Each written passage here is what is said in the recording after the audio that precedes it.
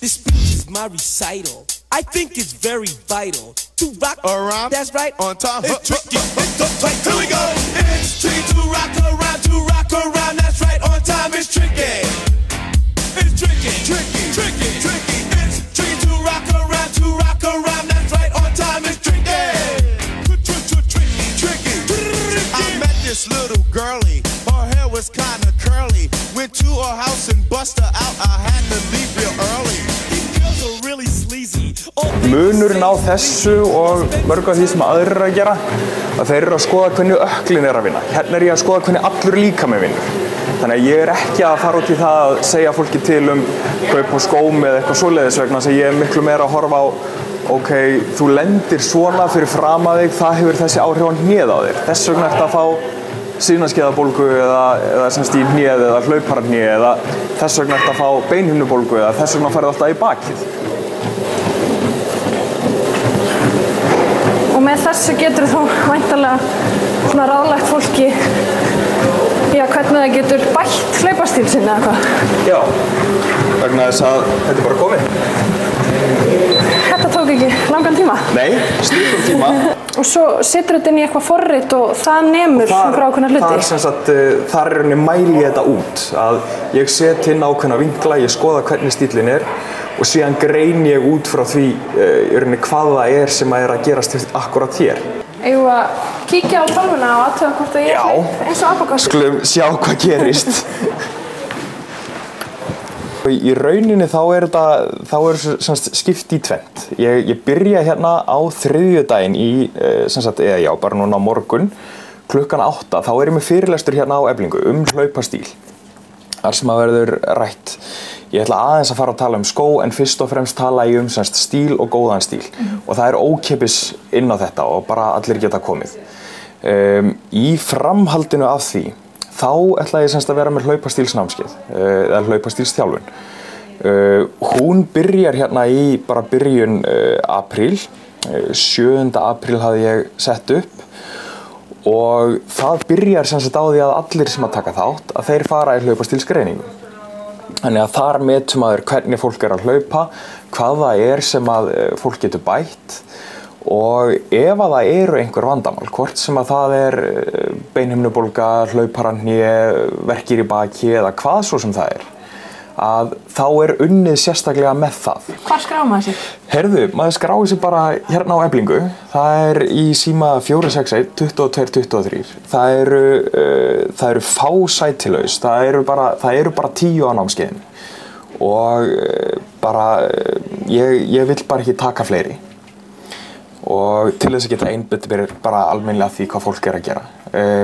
Þetta er snemma á morgnana. Þetta er frá klukkan 6:30 til 7:30 á morgnana sem að mér hefur fundist vera góður tími fyrir hlaupara. það er oft þegar ég er að bjóða fólki tíma að þá vilja hlaupararnir gjarna koma snemma. Þannig að þetta er yfirleitt tími sem að fólk er laust. Klukkutími senn 2 í viku á þriðjudögum og föstudögum. Og hugmyndin er að byggja upp styrk alveg frá yl og upp í hnakka. Og hverjum nýtist svona námskeið? Öllum? Þetta er bara öllum þeim sem hafa hug á því að hlaupa. Öllum þeim sem eru að hlaupa eða eru að gefast upp á því að hlaupa. Og á þessu námskeiði, það verður lítið sem ekkert hlaupið. Þetta er nefnilega hlaupanámskeið þar sem nánast ekkert hlaupið. Þannig að það er mjög gott að taka þetta, til dæmis ef maður er að skrá sig í eyrarskokki eða eitthvað svoleiðis en er í vafa það, hvort að maður í rauninni þolir álagið. Að þá er mjög gott að taka þetta námskeið samhliða vegna þess að við erum fyrst og fremst að vinna með stöðuleika og styrk og liðleika sem að maður þarf þegar maður er að hlaupa.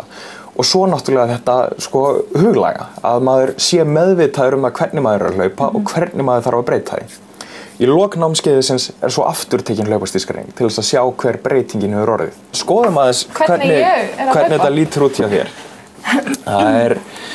Við skoðum hérna á hliðinni. Það sem að ég sé eiginlega strax, þú ert náttúrulega ekki á miklum hraða þarna, fyrirgeðu það, að þú ert að lenda dálítið fyrir fram að þig. Og við skoðum oft línu í gegnum, sem sagt, frá mjöðum og upp í gegnum eyra og svo frá hné og í gegnum ökkla þegar maður er komin í fullan þungaburð. Þannig að við skoðum það til dæmis hérna bara á hægri fætinum hjá þér. Látum við sjá, þarna ertu lent á honum og þarna ertu komin með fullan þungaburð. Það er kannski aðeins fyrr þarna, skulum segja þarna. Og prófum bara að teikna línu hérna upp í gegnum ökklan á þér og upp í gegnum hnéð.